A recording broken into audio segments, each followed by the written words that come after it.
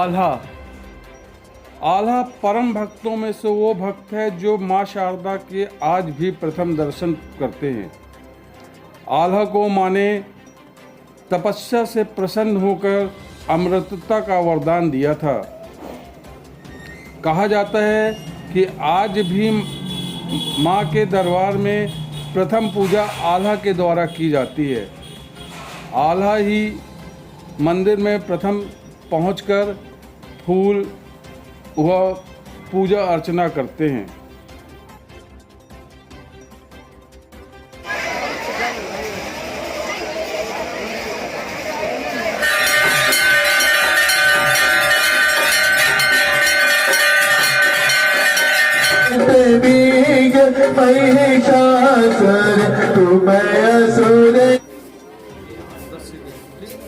और फिर 10 सेकंड नितिन के साथ मार लेना बस।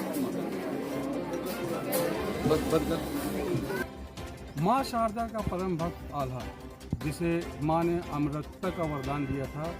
आल्हा आज भी माँ के प्रथम दर्शन करते हैं, फूल चढ़ाते हैं। कहा जाता है कि आल्हा इसी अखाड़े पे आकर मल्ल युद्ध करते थे, कुश्ती व्यायाम करते थे, और इस अखाड़े पे जब वो मल्ल युद्ध कर लेते थे और उस तालाब में जो उन्होंने अपने ही हाथों से खोदा था उस पर स्नान करते थे। उधर से लगे कमल को ले जाते थे माता के दरबार में और उसी तालाब के जल को माँ के द्वार पे ले जाके उनको अर्पण करते थे और फूल चढ़ाते थे, और उसी के बाद माँ की प्रथम पूजा करते थे। ऐसा कहा जाता है कि माँ ने उन्हें अपनी तपस्या से खुश होकर, आल्हा की आराधना से खुश होकर अमृतता का वरदान दिया था। कैमरा पर्सन के साथ इस्लाम अहमद, बंसल न्यूज़, मैहर। परंपरा के मुताबिक दो वीर भाई आल्हा और उदल, जिन्होंने पृथ्वीराज चौहान के साथ युद्ध लड़ा था, वो भी शारदा माता के भक्त हुआ करते थे। आल्हा ने इस मंदिर में 12 सालों तक घोर तपस्या की। आल्हा की तपस्या को देख माँ शारदा प्रसन्न हुई और अपनी प्रसन्नता पर माँ शारदा ने आल्हा को अमृतता का वरदान दे दिया। कहते हैं कि दोनों भाई ने भक्ति भाव से कई बार अपने जीव व सिर माता शारदा को अर्पण कर दिया था, जिसे माँ शारदा ने उसी क्षण वापस कर दिया। आल्हा देव माता शारदा को माई कहकर पुकारा करते थे और तभी से ये मंदिर माता शारदा माई के नाम से प्रसिद्ध हो गया। आज भी मानता है कि माता शारदा के सर्वप्रथम दर्शन आल्हा ही करते हैं। मंदिर के पीछे पहाड़ों के नीचे एक तालाब बना है, जिसे आल्हा व उदल दोनों भाइयों ने मिलकर खोदा था। इसी तालाब के बगल से एक अखाड़ा भी है, जिसमें दोनों भाई मल्ल युद्ध किया करते थे, और मल्ल युद्ध करने के बाद तालाब में स्नान करके तालाब में लगे पुष्प को ले जाकर माता शारदा को अर्पण करते थे। कहा जाता है कि आल्हा और उदल दोनों भाई मिलकर मल्ल युद्ध करने के बाद माँ शारदा के प्रथम दर्शन करते थे और इसी तालाब से जल व पुष्प ले जाकर माँ शारदा को अर्पण करते थे। माँ शारदा का परम भक्त आल्हा, जिसे माँ ने वरदान दिया था अमृतता का, आज भी आल्हा माँ के प्रथम दर्शन करता है और माँ की पूजा आराधना करता है। कहा जाता है कि माँ के द्वारे पे जब पट खोले जाते हैं तो उधर से जल चढ़ा मिलता है। बिस्तर में सायन जो लगा होता है उसमें सिलवटें मिलती हैं, और एक इस तरह का फूल भी चढ़ा हुआ मिलता है जिसे किसी ने आज तक देखा नहीं। वही आल्हा इन किंवदंती को सार्थक करता नजर आता है कि माँ का परम भक्त आल्हा आज भी माँ के दर्शन करता है।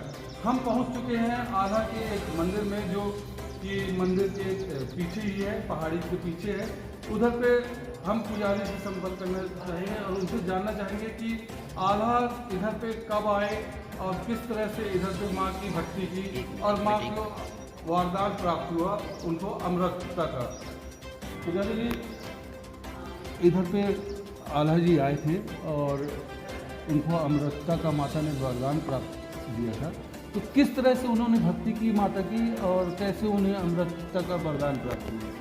आल्हा जी ने यहाँ कई वर्षों तक तपस्या की है, जिसमें माता जी ने प्रसन्न होकर उनको अमरता का वरदान दिया। आल्हा जी ने अपना सिर दान किया था, सिर काट के चढ़ाया था माता जी को, जिसमें सिर उनको वापस दे दिया था माता जी ने, और उनको अमरता का वरदान दे के कलयुग में आपका नाम रहेगा, पूजा होगी आपकी, ऐसे कह के उनको वरदान दिया था। जो कि वो आल्हा माँ के भक्त होते हुए भी योद्धा थे, बामनगढ़ की लड़ाई लड़ा है, अपने समय पे वो सभी राजाओं से युद्ध जीता हुआ है। तो जैसे कि कहा जाता है कि इन्हें जो वरदान प्राप्त हुआ है वो बामनगढ़ की लड़ाई के बाद ही प्राप्त हुआ था। ये पहले माता जी के भक्त हुए हैं, फिर इसके बाद ये योद्धा युद्ध लड़े हैं।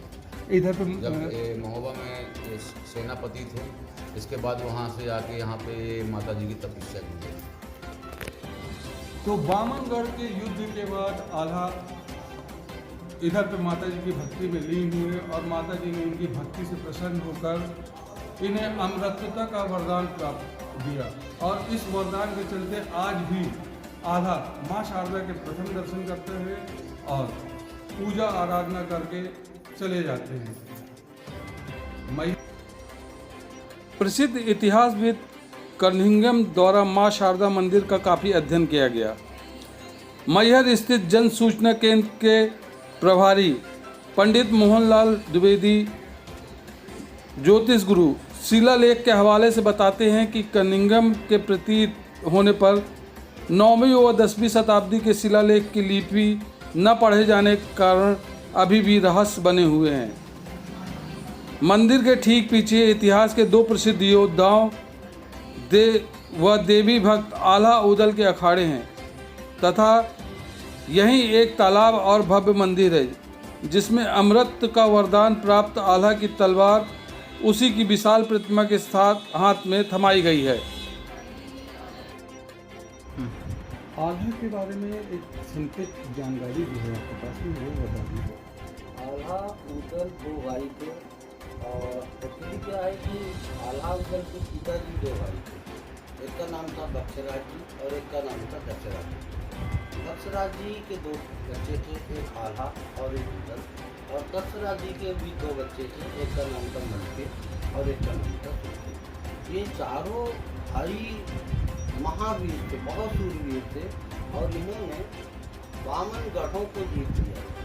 ये थोड़ी छोटी जाति के थे, तो बड़े बड़े राजा महाराजा इनको अपने कार्यक्रमों में नहीं बुलाते थे और अपनी बच्चियों की शादी भी इनके परिवार में नहीं करते थे। तो पुराने ज़माने में क्या होता था कि जब कोई राजा अपनी बेटी की शादी करना चाहता था तो अपनी बेटी का टीका भेजता था दूसरे राजाओं के पास। इस टीके का यह मतलब होता था कि जो कोई इस टीका को लेगा उसको उस राजा से युद्ध करना पड़ेगा जिस राजा का टीका है, और यदि युद्ध में जीत जाता है तो उसकी बेटी से शादी कर सकता है। लेकिन आल्हा उदल क्योंकि छोटी जाति के थे तो इनके यहाँ वो राजा टीका नहीं भेजते, दूसरे राजाओं के यहाँ भेजते। इस स्थिति में वो उस राजा के टीके को छीन लेते थे और खुद जाके उस राजा से लड़ाई करते थे और जीत जाते थे, और जीतने के बाद जो है उनकी बेटी से शादी करते थे और वहाँ से खूब धन संपदा इत्यादि भी मिलती। जिससे इस प्रकार से देखा जाए तो ये बहुत ज़्यादा इनकी जो मतलब सैनिक की स्थिति है काफ़ी मजबूत हुई, और ये लोग स्वयं भी बहुत जो है दूरवीर थे। ये महोबा के रहने वाले हैं और कई मतलब ये आप मानकर चलिए कि बामनगढ़ों को इन्होंने जीत लिया था। बामनगढ़ की लड़ाई इन्होंने लड़ी है और सभी लड़ाई इन्होंने जीती है। माता जी से कहा जाता है कि माता जी से आल्हा को अमृत का वरदान प्राप्त है। एक्चुअली क्या हुआ इसमें जैत खंड की लड़ाई हुई है। बामनगढ़ों की लड़ाई जब इन्होंने जीत लिया है तो अंत में जैत खंड की लड़ाई हुई है। जैत खंड की लड़ाई अंतिम लड़ाई थी। मेरी जानकारी के हिसाब से उस लड़ाई में जो है एक तरफ बामनगढ़ के राजा थे और एक तरफ आल्हा उदल और उनका परिवार था। उस लड़ाई में आल्हा उदल के परिवार के सभी व्यक्ति मारे गए सिर्फ आला बचे। और बचने के बाद इन्होंने समझा कि मेरा जीवन पूरी तरह निरर्थक है, तो इन्होंने फिर कुछ नहीं किया है, सिर्फ माता जी की कठिन तपस्या की और माता जी स्वयं दर्शन दिया इन्होंने।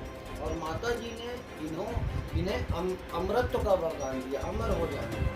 हमारे हिंदू धर्म शास्त्र में सिर्फ माँ शारदा ही एक ऐसी देवी है जिन्होंने किसी व्यक्ति को कलयुग में सदैव अमर हो जाने का वरदान दिया। अमृत और किसी के पास नहीं है, माता शारदा। कहा जाता है कि माता जी के जब पट खुलते हैं उसमें कई तरह की ऐसी प्रक्रिया रहती है, जैसे कि स्नान होना, फूल चढ़े रहना, जो कि केवल आल्हा ही चढ़ा सकते थे और आल्हा कहते हैं कि प्रथम दर्शन ही करते हैं। देखिए, ये तो कई बार लोगों ने सुना, हमारे प्रधान पुजारी जी ने भी बताया कि पट खुलने के बाद देखते हैं कि कभी जल चढ़ा हुआ है, कभी माता जी का आसन जैसा लगा कर गए थे वैसा नहीं है, कभी माता जी के आसन पर सिलवटे हैं, कभी माता जी के जो फूल चढ़े हुए तो वैसे नहीं चढ़े हुए हैं। और इसके अलावा ऐसे कई संकेत मिलते हैं जिससे इस बात का आभास होता है कि यहाँ कोई मुझसे पहले आया था और कुछ पूजा पाठ करके गया। फूलों के संबंध में ये तक जानकारी मिलती है कि ऐसे फूल चढ़े हुए मिलते हैं जो फूल लोगों ने आज तक देखा है। कई अभी हाल फिलहाल में भी ऐसे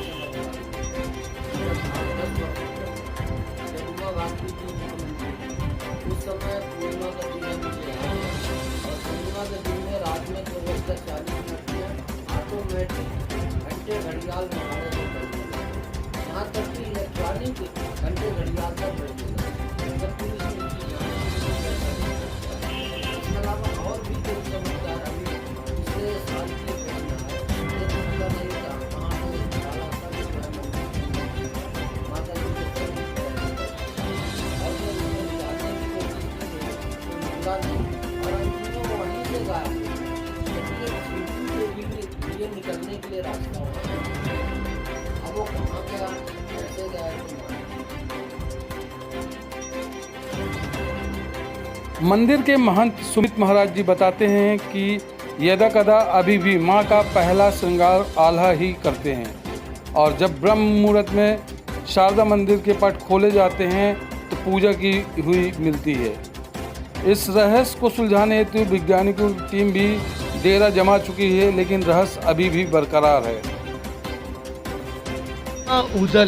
आला उदल ये दो भाई थे जो कि महोबा के रहने वाले थे। उनका आज भी माँ शारदा के पहाड़ी के पीछे अखाड़ा बना हुआ है।